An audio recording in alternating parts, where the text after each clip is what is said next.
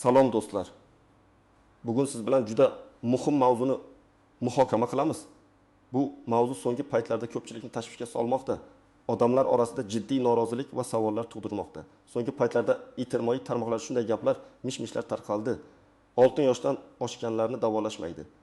Tibbiy yoshdan oshganlarni davolashmaydi.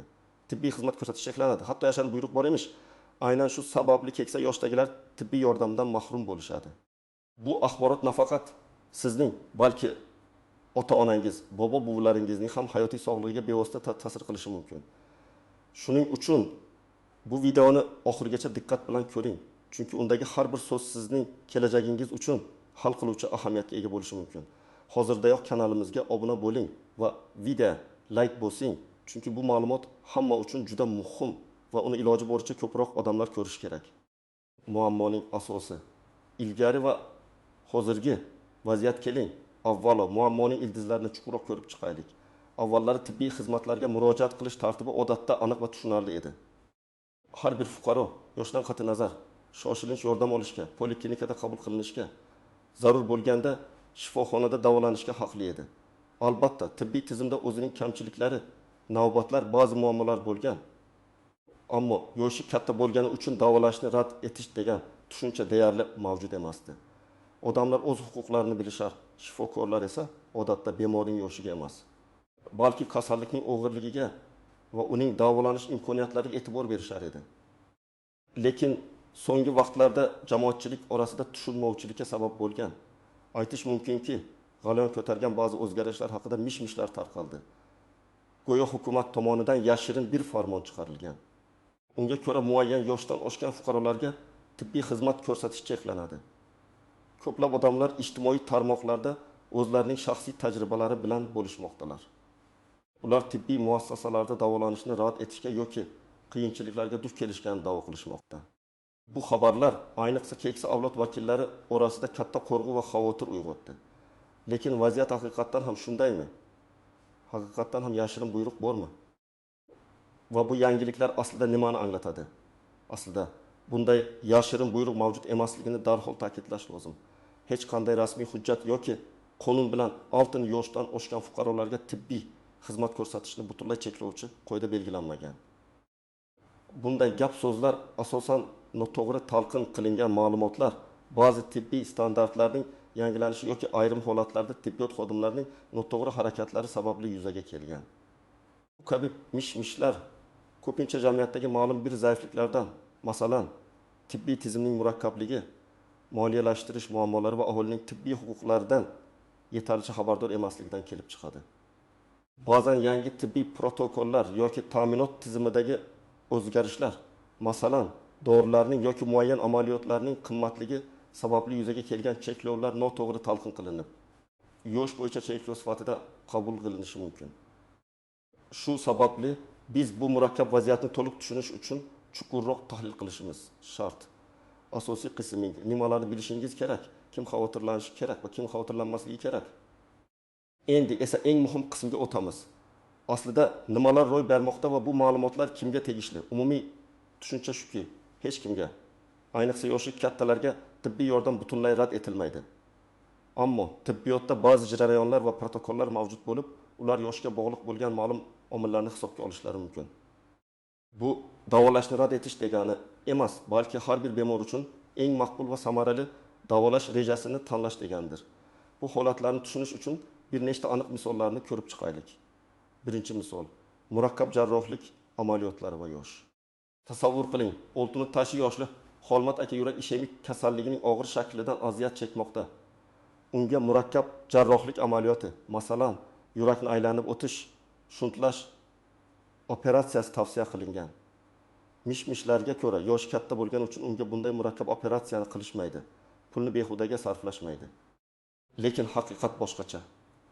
Shifokorlar Xolmat akaning yoshiga emas, balki uning umumiy salomatligi, hamroh kasalliklari, masalan, qandli diabet, buyrak yetishmovchiligi, operatsiyaning kutilayotgan samarasi va xavflariga baho berishadi.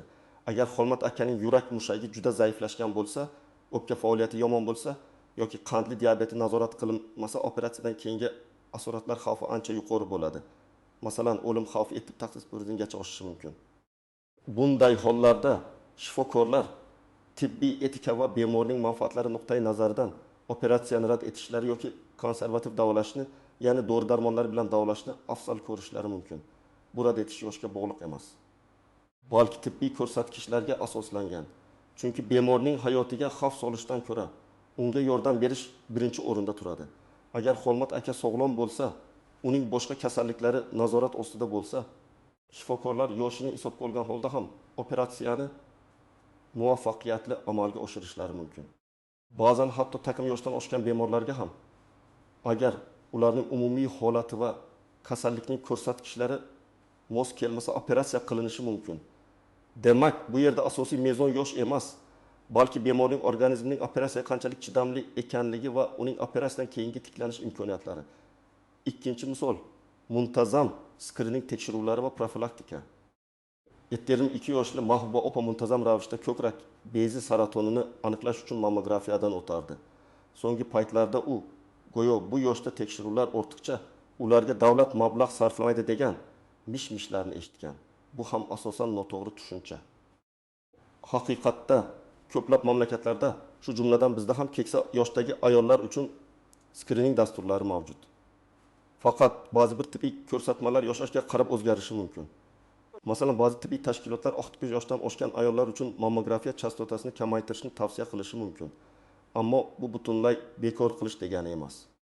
Bu tavsiyalar har bir holatda individual ravishda ko'rib chiqilishi kerak.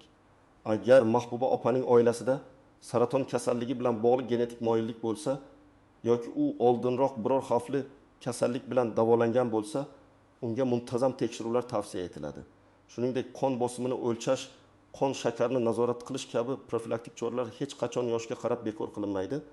Aksincha, keksa yoshda ularning ahamiyati yanada ortadi. Masalan, 60 yoshdan oshganlarda arterial gipertenziya xavfi ehipandiga oshishi mumkin. Shuning uchun muntazam nazorat juda muhim. Shuningdek, emlash dasturlari, masalan, grippga qarshi emlash keksa yoshdagilar uchun juda muhim hisoblanadi. Demak, profilaktika va skrining to'xtamaydi, balki ko'rib chiqiladigan tavsiyalar yoshga qarab moslashtiriladi. Uchinchi misol, qimmatbaho dorilar va davolash usullari. 65 yoshli Gulnora opaga kam uchraydigan onkologik kasallik tashxisi qo'yilgan. Bu kasallikni davolash uchun yangi avlodning juda qimmatbaho dori-darmonlari talab qilinadi. Bir kursning narxi bir necha 100 million so'mni tashkil qilishi mumkin. Gulnora opa, davlat bunday qimmat dorilarni keksa odamlarga bermaydi, yoshlarga ustuvorlik beradi deb xavotirda. Bu yerda ham haqiqat boshqacha. Tibbiy resurslarning cheklanganligi barcha mamlakatlarda dolzarb masala. Davolashni tanlashda bemorning yoshi bevosita rol o'ynamaydi, balki uning umumiy holati, kasallikning bosqichi, prognoz kasallikning kelajagi va dori-darmonlarning samaradorligi hisobga olinadi. Agar Gulnora opaning umumiy salomatligi yaxshi bo'lsa, kasallikning prognozi umidli bo'lsa va dori unga yordam berishi mumkin bo'lsa, davlat yoki sug'urta kompaniyasi agar mavjud bo'lsa, tomonidan davolash uchun mablag' ajratilishi mumkin. Masalan, saratonning ilk 2 bosqichida bo'lgan 65 yoshli bemorga davolash uchun mablag' ajratilishi ehtimoli. Kasallikning oxirgi bosqichida bo'lgan va hayotining so'nggi kunlarini yashayotgan 40 yoshli bemorga nisbatan yuqoriroq bo'lishi mumkin. Bu yoshga emas, balki davolashning kutilayotgan natijalariga bog'liq. Ayrim hollarda tibbiy komissiyalar qaror qabul qiladi. Ular bemorning yoshidan qat'iy nazar davolashning klinik samaradorligi va xavfsizligini baholaydi. Bu tibbiy resurslardan oqilona foydalanish prinsipi bo'lib, har bir bemorga eng samarali yordamni ta'minlashga qaratilgan. Kim xavotirlanish kerak?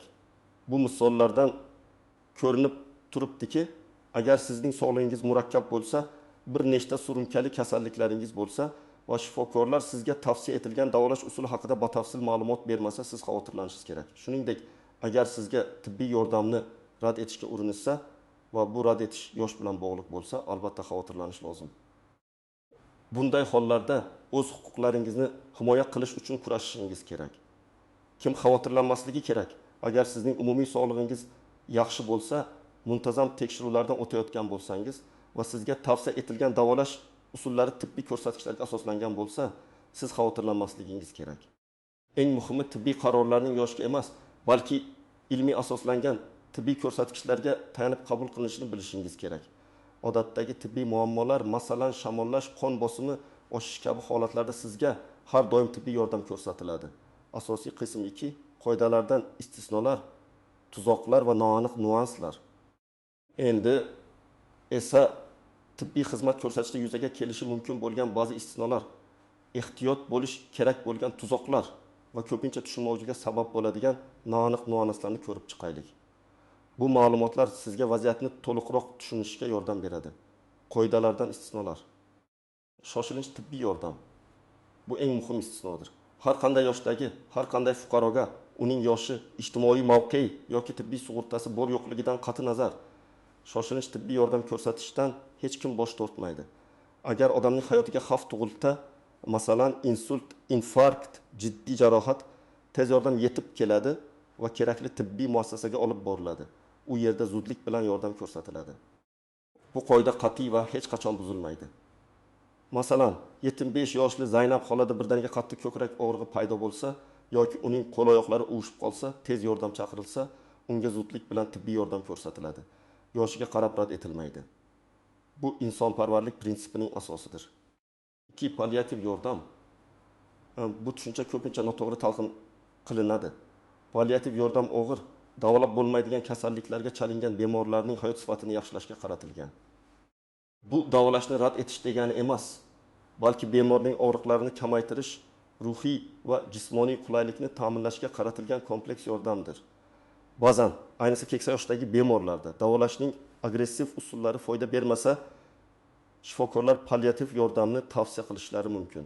Lekin bu bemorni o'z holiga tashlab qo'yish degani emas. Aksincha, unga maksimal darajada qulaylik yaratishga intilishdir. Masalan, taxmin yoshli bemorda saratonning so'nggi bosqichi bo'lsa, kimyoterapiya uning hayotini uzaytira olmaydigan bo'lsa, shifokorlar og'riq qoldiruvchi dorilar va bemorning umumiy holatini yengillashtiruvchi muolajalarni tavsiya etishadi. Bu unga g'amxo'rlik qilishning bir ko'rinishidir. Tuzoqlar va noaniq nuanslar.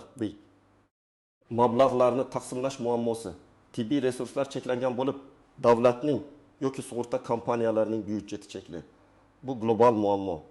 Ba'zan tibbiyot muassasalari, ayniqsa yangi, qimmatbaho texnologiyalar yoki dorilar bo'yicha bemorlar orasida ustuvorliklarni belgilashga majbur bo'ladi. Bu jarayon yoshga emas, balki asosan kasallikning og'irligi, bemorning ahvoli, davolashning kutilayotgan samaradorligi va prognoziga asoslanadi. Agar o'tib yoshli odamga hayotni saqlab qoladigan juda qimmat dori kerak bo'lsa va 9 yoshli odamga ham xuddi shunday dori kerak bo'lsa, lekin ikkinchisining umumiy holati juda yomon va dori unga deyarli yordam bera olmasa, ba'zan yosh bemorga ustuvorlik berilishi mumkin. Bu juda nozik va munozarali masala bo'lib, tibbiy etika doirasida hal qilinadi, lekin uni yoshga qarab davolashni rad etish deb talqin qilish noto'g'ri. Bu resurslarni maksimal samaradorlik bilan ishlatishga intilishdir. 2. Tibbiy xodimlarning malakasi va odamiylik umili. Afsuski, barcha tibbiyot xodimlari bir xil darajadagi malakaga ega emas. Ba'zi shifokorlar, ayniqsa keksa yoshdagi bemorlarga nisbatan o'z kasbiga befarq yondashishi yoki noto'g'ri ma'lumot berishi mumkin. Misol uchun, shifokor bemorni to'liq tekshirmasdan yoki uning holatini chuqur o'rganmasdan, unga bu yosh endi foydasi yo'q yoki organizm bunday davolashni ko'tara olmaydi kabi noaniq jumlalarni aytishi mumkin. Bu kasbiy etika normalariga zid bo'lib, bunday holatlarga duch kelganda har doim o'z huquqlaringizni himoya qilishingiz kerak. Shuningdek, ba'zi tibbiy muassasalarda, ayniqsa chekka hududlarda resurslar yetishmovchiligi sababli muayyan xizmatlarni ko'rsatishda cheklovlar bo'lishi mumkin. Bu ham yosh bilan bog'liq emas, balki umumiy tizim muammosi hisoblanadi.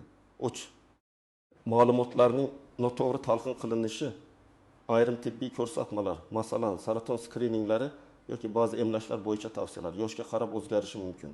Biroq bu o'zgarishlar davolashni rad etish degan ma'noni anglatmaydi, balki davolash yondashuvini moslashtirish deganidir.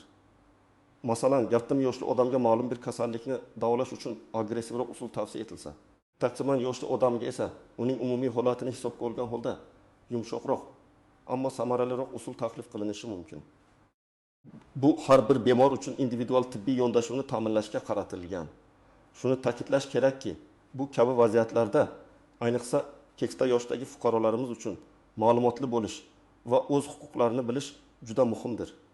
Hech qanday yashirin buyruq sizni tibbiy yordamdan mahrum qila olmaydi. Ammo tizimdagi ba'zi noaniqliklar yoki inson omili sababli ba'zan tushunmovchiliklar yuzaga kelishi mumkin. Amaliy maslahatlar. Siz nima qilishingiz kerak? Agar siz yoki sizning yaqinlaringiz yuqorida aytilgan muammolarga duch kelsangiz, vahimaga tushmang. Vaziyatni hal qilish uchun aniq va bosqichma-bosqich harakatlar rejasini tuzishingiz kerak. Bu yerda sizga yordam beradigan amaliy maslahatlar mavjud. 1. Hujjatlashtirish va yozma asos talab qilish. Agar sizga tibbiy yordam ko'rsatishni rad etilsa yoki cheklashga uringan bo'lsa, darhol shifokordan yoki tibbiyot muassasasi ma'muriyatdan rad javobini yozma shaklida talab qiling. Bu rad javobida rad etishning aniq sabablari ko'rsatilgan bo'lishi shart. Agar ular yozma rad javobini berishdan bosh tortsalar, bu allaqachon ularning noqonuniy harakatlaridan dalolat beradi. Bunday holatda siz ikki guvoh ishtirokida, masalan, yaqinlaringiz yoki boshqa bemorlar vaziyatni o'zingiz yozma ravishda qayd etishingiz mumkin. Shuningdek, barcha tibbiy hujjatlaringiz, masalan, diagnostika natijalari, shogirdiagnostika natijalari, tavsiyalar va boshqa tegishli hujjatlarning nusxalarini saqlab qo'ying. Har bir qog'oz, har bir imzo sizning haqqingizni himoya qilishda muhim dalil bo'lishi mumkin. Masalan, agar sizning 7 yoshli onangizga jarrohlik amaliyotini yoshlik sabab deb rad etsa, shifokordan bu rad etishni yozma ravishda tushuntirishini so'rang. Agar u shunchaki og'zaki rad etsa, bu yetarli emas. Klinika ma'muriyatiga murojaat qilish. Birinchi navbatda tibbiy yordamni rad etgan tibbiyot muassasasining o'z ma'muriyatiga, ya'ni bosh shifokorga yoki bosh shifokorning davolash ishlari bo'yicha o'rinbosariga yozma ariza bilan murojaat qiling. Arizangizda vaziyatni batafsil bayon eting. Shifokorning ismini, qabul vaqtini, rad etishining sababini va sizga qanday yordam kerakligini aniq ko'rsating. Arizaning ikkinchi nusxasiga qabul qilgan shaxsning imzosini va sanasini qo'yib oling yoki uni pochta orqali xat kelganligini tasdiqlovchi bildirishnoma bilan yuboring. Ko'pincha muammolar aynan shu bosqichda hal qilinadi. Chunki hech bir tibbiyot muassasasi o'z faoliyatida rasmiy shikoyatlarni istamaydi. 3. Sog'liqni saqlash vazirligining ishonch telefoniga murojaat qilish. Agar klinika ma'muriyati bilan bo'lgan murojaatingiz natija bermasa, keyingi qadam Sog'liqni saqlash vazirligining ishonch telefoniga murojaat qilishdir. Bu telefon raqamlari odatda vazirlikning rasmiy veb-saytlarida va tibbiyot muassasalarida e'lon qilinadi. Qo'ng'iroq qiling va vaziyatni batafsil tushuntiring. Ulardan shikoyatingizni ro'yxatga olishlarini va sizga murojaat raqamini berishlarini talab qiling. Shuningdek, o'zingizning yozma arizangizni va rad javobini agar mavjud bo'lsa, vazirlikka elektron pochta yoki oddiy pochta orqali yuboring. Vazirlik odatda bunday shikoyatlarga jiddiy e'tibor beradi va tekshiruv o'tkazadi. 4. Huquqni himoya qilish organlariga murojaat qilish. Agar yuqoridagi choralar ham yordam bermasa, siz prokuratura organlariga yoki sudga murojaat qilishingiz mumkin. Bu oxirgi chora bo'lib, u ko'pincha adolatni tiklashga yordam beradi. Bunday holatda malakali yurist yordami juda muhim bo'ladi. U barcha hujjatlarni to'g'ri rasmiylashtirishga va sizning huquqlaringizni samarali himoya qilishga yordam beradi. Ba'zan yuristning oddiy xato vaziyatni tubdan o'zgartirishi mumkin. 5. Bemor huquqlarini bilish va ularni ta'kidlash. Bemor huquqlarini bilish va fuqaroning tibbiy xizmat olishga, malakali shifokordan yordam olishga, kasalligi haqida to'liq ma'lumot olishga, davolash usullarini tanlashda ishtirok etishga va boshqa huquqlari mavjud. Bu huquqlar qonun hujjatlarida mustahkamlangan. Agar shifokor yoki boshqa tibbiyot xodimi sizning huquqlaringizni buzsa, bu haqda o'z huquqlaringizni bilishingizni va ularni himoya qilishga tayyor ekanligingizni bildiring.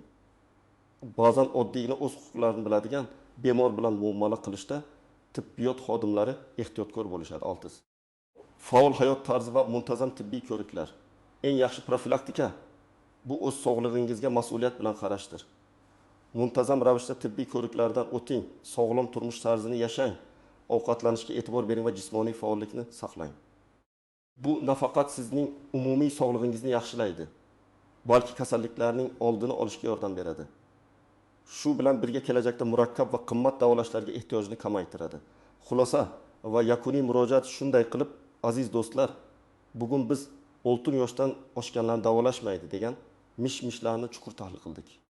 Xulosa qilib aytganda, hech qanday rasmiy yashirin buyruq yoki qonun keksa yoshdagi fuqarolarga tibbiy yordamni butunlay rad etishni ko'zda tutmaydi. Aksincha, har bir fuqaro yoshidan qat'iy nazar tibbiy xizmat olishga haqli. Biroq tibbiyotda davolash usullarini tanlashda bemorning yoshi, uning umumiy salomatligi, hamroh kasalliklari va davolashning kutilayotgan samarasi kabi omillar hisobga olinadi. Bu yoshga qarab diskriminatsiya emas, balki tibbiy amaliyotning ilmiy asoslangan yondashuvidir. Shoshilinch tibbiy yordam har doim va har qanday sharoitda ko'rsatiladi.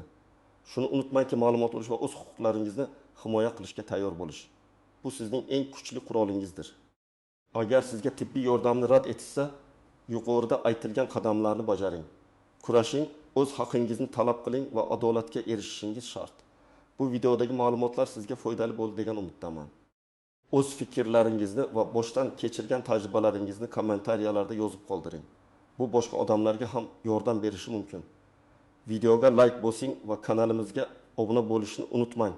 Chunki biz siz uchun doim eng dolzarb va foydali ma'lumotlarni taqdim etamiz. O'zingizni va yaqinlaringizni asrang, sog'lom bo'ling. Keyingi videolarda ko'rishguncha